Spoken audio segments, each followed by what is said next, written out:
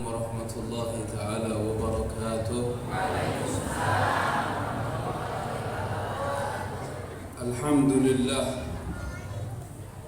Alhamdulillahi wa kafa, wassalatu wassalamu ala abdihi al-mustafa wa ala alihi wa sahbihi ahlu sidqi wal wafa. Ya bakhta man lin nabi fi kulli halin iktafa على قدم صدق مع أهل الهمم والوفاء.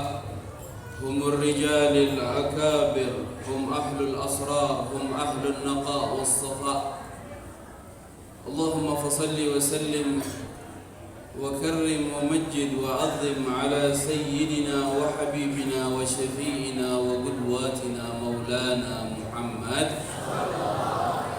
صلى الله عليه وعلى آله وصحبه وسلم.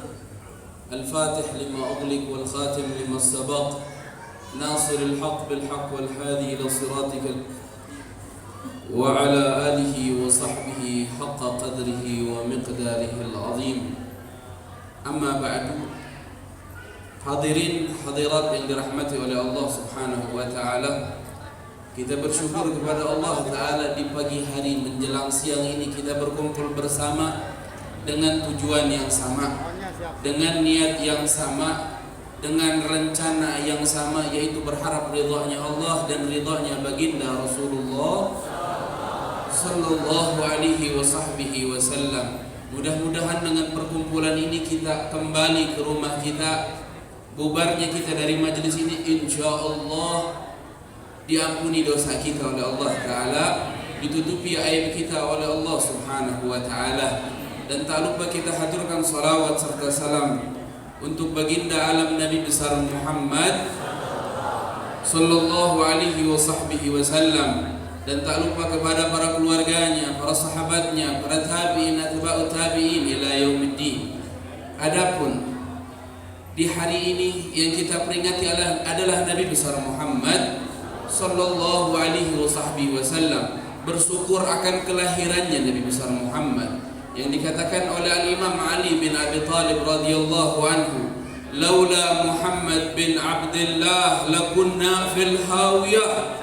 Kalau seandainya semua ini bukan berkah Rasulullah, bukan berkah Nabi besar Muhammad, satu pun dari kita tidak akan ada yang menjadi penghuni surga, melainkan semua dari kita akan menjadi penghuni nerakanya Allah taala.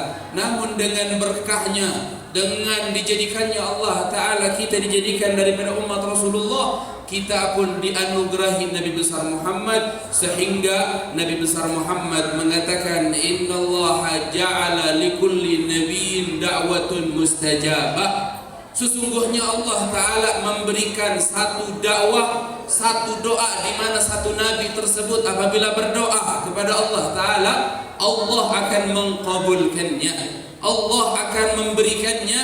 Maka Rasulullah mengatakan wa khaba'tu da'wati syafa'ati li ummati yaumil qiyamah. Lalu aku simpan doa yang bakalan diijabah oleh Allah taala untuk kelak di akhirat, yang aku peruntukkan untuk umatku di akhirat kelak untuk mendapatkan syafaat baginda Rasulullah sallallahu alaihi wasallam. Perkumpulan yang begitu istimewa, perkumpulan yang begitu agung, dikumpulkan bersama para habaib, para keturunan baginda Rasulullah. Dari mereka adalah Habib Hasan Bahsin, mudah-mudahan Allah panjangkan umur beliau, sehat wal afiat. Begitu juga para habaib yang lainnya, begitu juga para ustaz, ada Kiai Haji Ahmad Rifai, Kiai Haji Ahmad Sadiq. Mudah-mudahan semuanya kita yang hadir di majelis hari ini adalah orang-orang yang tercatat kelak di akhirat mendapatkan surganya Allah di barisan Nabi besar Muhammad sallallahu alaihi wasallam. Anugerah Rasulullah untuk kita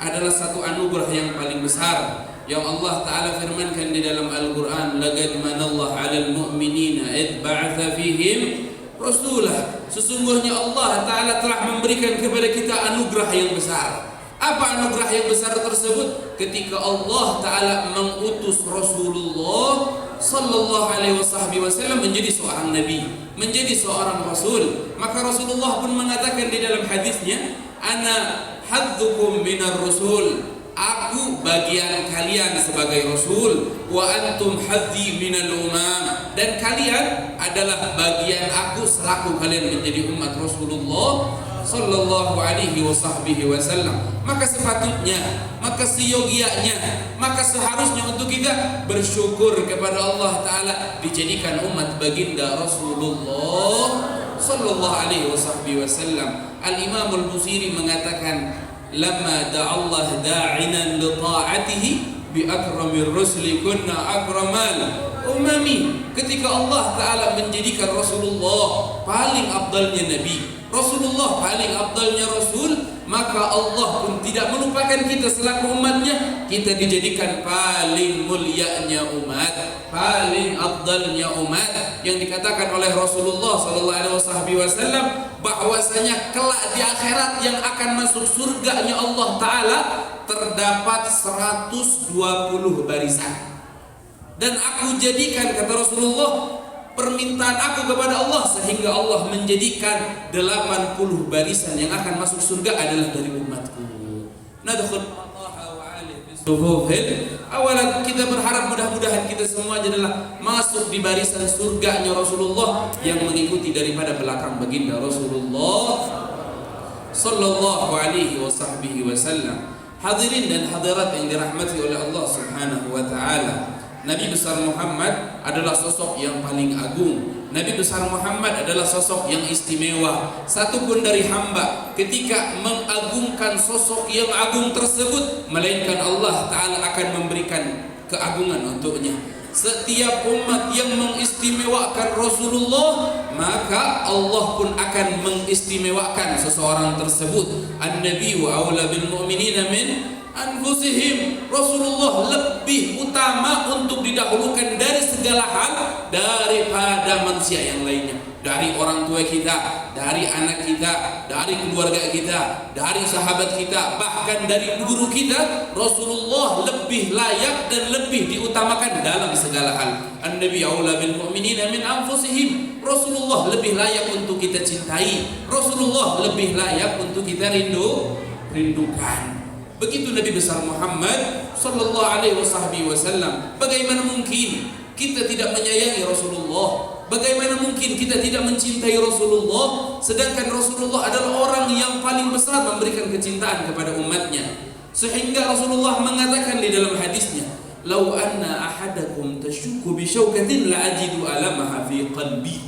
Kata Rasulullah, kalau seandainya salah satu dari kalian menginjak satu duri, hadirin, kaki kalian terasa sakit ketika menginjak duri, ketahuilah rasa sakit yang kalian rasakan ketika menginjak duri akan aku rasakan di dalam hati ini. Akan aku rasakan di dalam hati ini ketika kalian merasakan sakit. Begitulah baginda Rasulullah sallallahu alaihi wasallam yang diutus oleh Allah Ta'ala sebagai simbol daripada kasih sayang.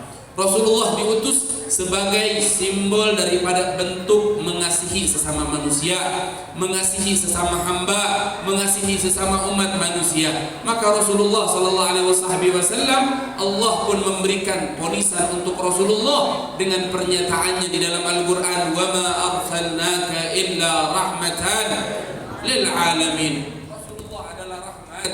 Rasulullah adalah bentuk kasih sayang yang Allah ciptakan. Namun dari kita sibuk mencari kasih sayang yang lain. Dari kita yang mencari kasih sayangnya hanya di sebatang coklat silver queen. Ada dari kita yang menjadikan simbol daripada kasih sayang hanya bentuk merpati putih yang dibuat oleh Nasrani. Ada hari Valentine lah. Mereka lupa bahwasanya kita umat muslimin memiliki seorang nabi, memiliki seorang rasul yang sangat penyayang, yang sangat kasih, yang sangat memberikan hak sebagai nabi kepada umatnya sallallahu alaihi wasallam. Dikatakan oleh para ahli sejarah bahwasanya ketika Rasulullah hendak menghadiri peperangan Tabuk, 13.000 Rasulullah membawa tentara, hadirin. Ketika Rasulullah sallallahu alaihi wasallam bersama tentara, bersama siapa? Bersama anak tentaranya, Rasulullah dengan gagahnya memimpin peperangan.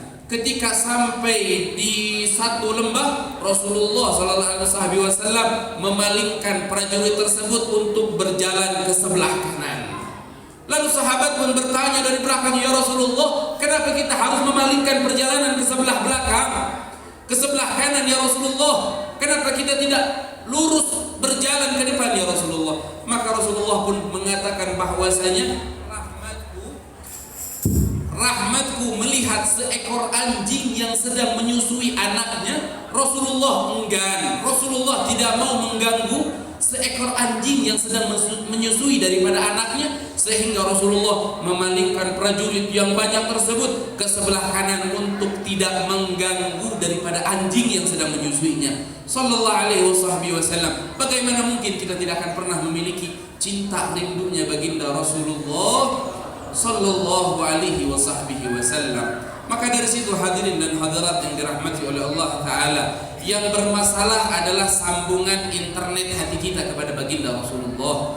Koneksi hati kita kurang kepada baginda Rasulullah sallallahu alaihi wasallam. Sedangkan sinyal Rasulullah begitu kuat untuk kita. Hanya saja koneksi kita, sinyal kita lemah kepada baginda Rasulullah sallallahu alaihi wasallam. Maka dengan tujuan yang sama untuk menghadiri majelis seperti ini, kita yang ingin kita bicarakan siapa? Baginda Rasulullah sallallahu alaihi wasallam. Kita nggak mau berbicara tentang politik, kita nggak mau berbicara tentang lawakan untuk tertawa di majelis ini. Tidak. Yang kita inginkan apa? Mendengar sejarah baginda Rasulullah sallallahu alaihi wasallam. Nabi besar Muhammad sallallahu alaihi wasallam Allah ciptakan sepaling indahnya makhluk Allah Ta'ala. Nabi besar Muhammad diciptakan paling salah satu daripada ciptaan Allah yang Allah tidak akan pernah menciptakan seorang hamba yang melebihi keistimewaannya, melebihi baginda Rasulullah sallallahu alaihi wasallam. Maka dari situ hadirin dan hadirat yang dirahmati oleh Allah Subhanahu wa Ta'ala, Nabi besar Muhammad adalah orang yang paling dicintai oleh Allah Subhanahu wa Ta'ala. Nabi besar Muhammad terlahir pada hari Senin, dan Nabi Muhammad dilahirkan pada bulan Rabiul Awal di tahun gajah. Kenapa dikatakan tahun gajah? Dikarenakan kata para ulama bahwasanya daripada riwayat yang saya ambil bahwasanya 40 hari setelah kejadian daripada Abraha hendak menghancurkan Ka'bah, 40 hari kemudian lahir baginda Rasulullah sallallahu alaihi wasallam di kota Mekah. RT berapa? Begitu Rasulullah SAW dilahirkan dari sosok ayah yang istimewa, dari sosok ibu yang suci, dari sosok orang tua yang dikatakan oleh Rasulullah, ma waladani ala sifahin ghad. Aku tidak terlahir daripada seorang orang tua yang mana mereka memiliki kekotoran di dalam beramal semasa hidupnya.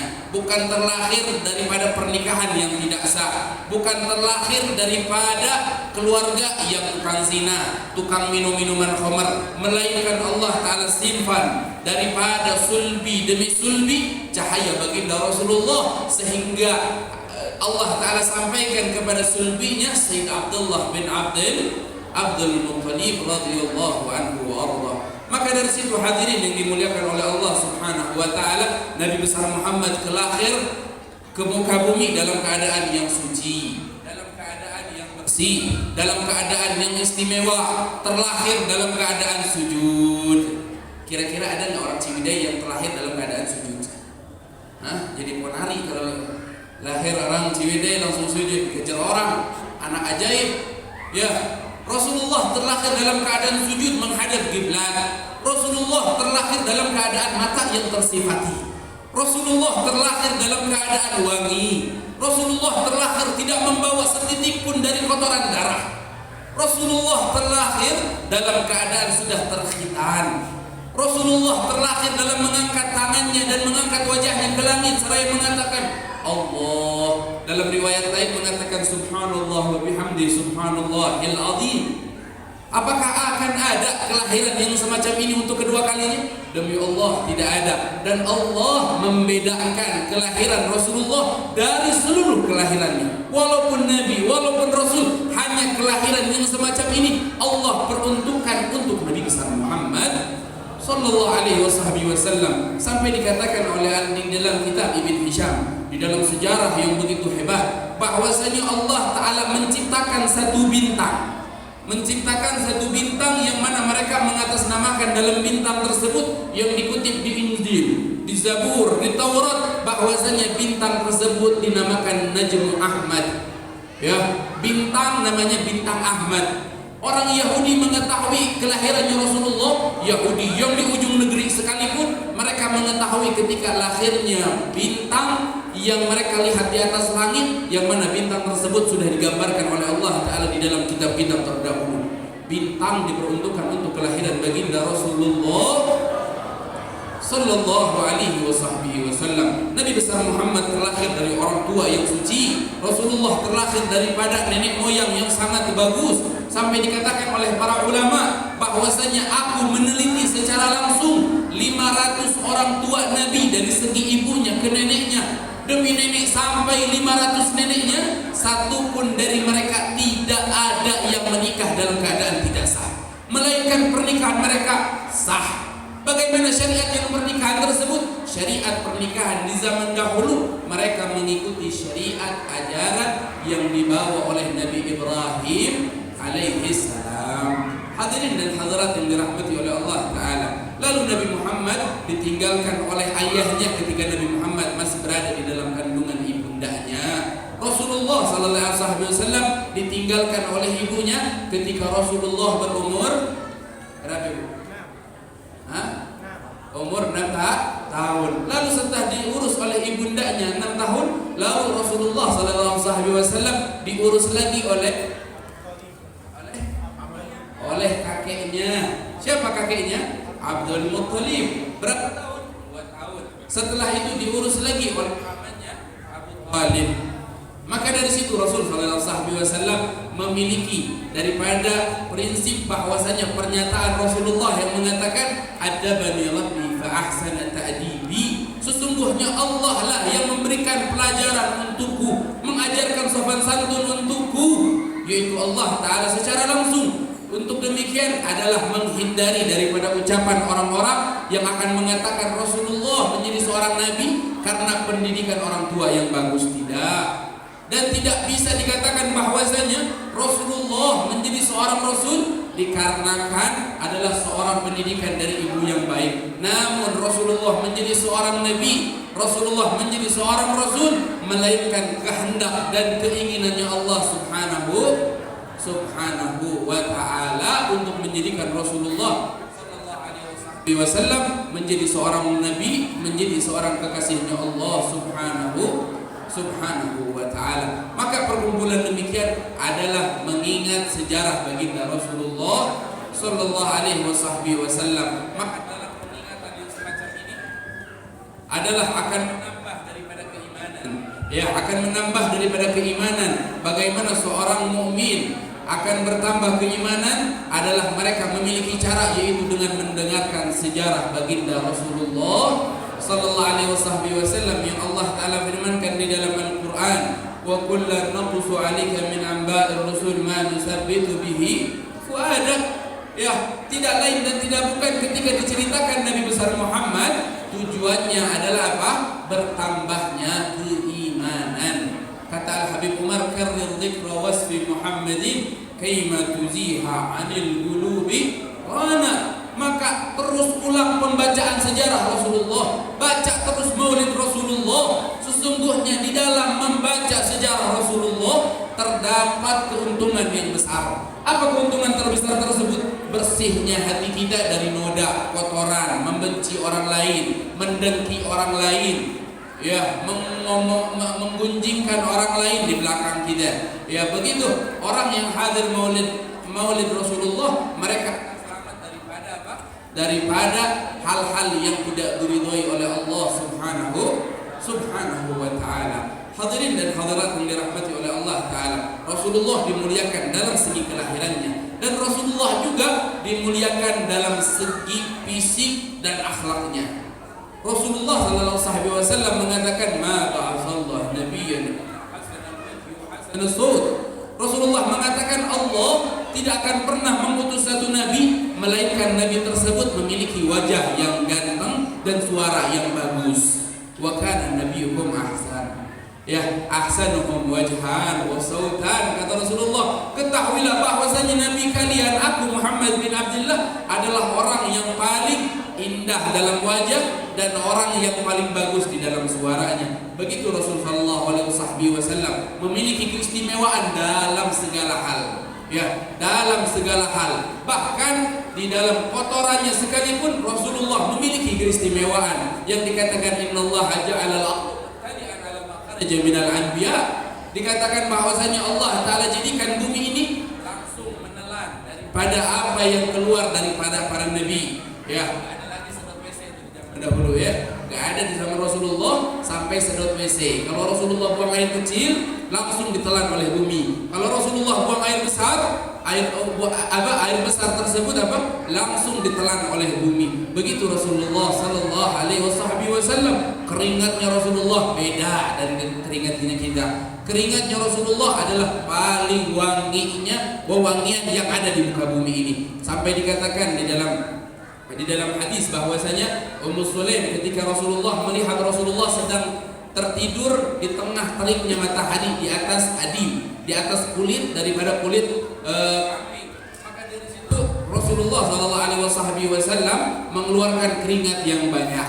Lalu dengan sengaja Ummu Sulaim daripada ibundanya Anas bin Malik mengambil satu wadah sehingga membawa atau menyimpan menunggu daripada tetesan yang akan menetes daripada dadanya baginda Rasulullah. Sebagian riwayat Rasulullah SAW dilakukan oleh Ummu Sulaim adalah dengan mengelak daripada keringat yang ada di dada baginda Rasulullah sallallahu alaihi wasallam. Maka Rasulullah pun terbangun dan Rasulullah menanyakan, "Ma tasna'ina ya Ummu Sulaim?" Apa yang sedang kamu lakukan wahai Ummu Sulaim? Maka Ummu Sulaim pun mengatakan, "Narju barakatahu li sibyanina." Ya Rasulullah, kami berharap dengan keringatmu ya Rasulullah akan keberkahan yang akan turun kepada anak-anak kami, sehingga anak-anak daripada orang-orang Madinah mereka memiliki minyak wangi yang tidak bisa dikalahkan daripada minyak wangi yang lain adalah daripada keringat baginda Rasulullah sallallahu alaihi wasallam. Bahkan dikatakan di Madinah ada satu rumah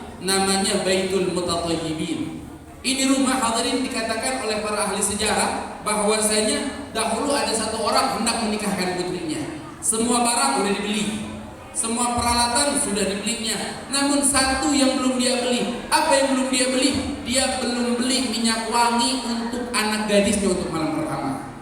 Akhirnya ini orang ngadu sama Rasulullah, sahabat tersebut. Ya Rasulullah, kami telah mempersiapkan segala hal untuk kelancaran pernikahan putri kami, namun yang belum kami beli hanya minyak wangi ya Rasulullah. Maka ketika itu dia melihat Rasulullah sedang berkeringat, hadirin. Maka apa yang dilakukan oleh Rasulullah? Rasulullah langsung mengambil daripada keringat yang ada di tangannya dan menyimpankan ke satu wadah, sehingga rumah tersebut 40 hari lebih sampai dicium oleh para sahabat alaihi ridwanullah ketika seorang yang malam pertama membawa keringat baginda Rasulullah sallallahu alaihi wa ala alihi wasallam. Keindahan Rasulullah dalam segi fisik gak ada bandingnya, hadirin. Ada satu orang namanya Hasan bin Sabit, orang Madinah. Rasulullah masih di Mekah. Tiba-tiba orang kafir Quraisy mengundang daripada Hasan bin Sabit untuk mengolok-olok Rasulullah dengan gubahan syairnya. Karena terkenal dengan syairnya, apabila mengejek seseorang akan sakit hati, seseorang akan pecah perasaannya. Maka orang Mekah kafir pun menyewa atau memanggil Hasan bin Sabit untuk mengejek Rasulullah. Akhirnya diberikan beberapa keping emas untuk mengejek Rasulullah. Ketika dia berjumpa dengan Rasulullah, dia cari mana Muhammad bin Abdullah. Akhirnya dia temukan Rasulullah berada di dekat Ka'bah. Lalu dia katakan kepada Rasulullah ketika melihat keagungan Rasulullah, keindahan Rasulullah, allati tarta'idu bihal agwiya minal bariyah, di mana semua raja, para pemberani ketika melihat Rasulullah semuanya akan ketakutan dan semuanya akan gemetaran ketika melihat baginda Rasulullah sallallahu alaihi wasallam. Maka dari situ Hasan bin Sabit mengatakan ketika melihat keelokan Rasulullah, khuliqta mubarra'an min kulli aibin.